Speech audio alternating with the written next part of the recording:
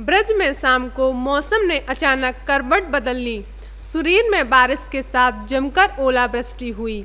इससे यहाँ एक तरफ लोगों को उमस भरी गर्मी से राहत मिली, वहीं दूसरी तरफ किसानों की आफत बढ़ गई। ओलावृष्टि से फसलों को नुकसान हुआ है।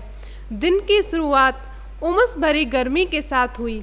सूरज चढ़ने के साथ तापमान बढ़ने लगा। दोपहर को अधिकतम तापमान 38 डिग्री दर्ज किया गया। लोग गर्मी से व्याकुल थे। शाम को अचानक मौसम में बदलाव आ गया और आसमान में काले बादल छा गए। शहर से लेकर ग्रामीण इलाकों में बारिश के साथ जमकर ओलावृष्टि हुई। कई इलाकों में ओले इतने गिरे कि सड़कों पर सफ़ेद चादर सी बिछ गई, जिससे ज्वार, बाजरा, कपास की फसल नष्ट हो गई। बारिश के बाद तापमान में गिरावट दर्ज की गई।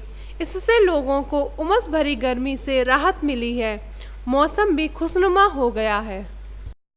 ये आज जो सुरील क्षेत्र में काफ़ी ओलावृष्टि हुई है और बहुत ज़बरदस्त तरीके से ओलावृष्टि हुई। इसमें किसानों की कपास की, आपकी ज्वार और मूंग और जो गरीब तबका लोग के भारी जो करते हैं तरबूज, खरबूज, इनका जो बहुत भारी नुकसान हुआ है।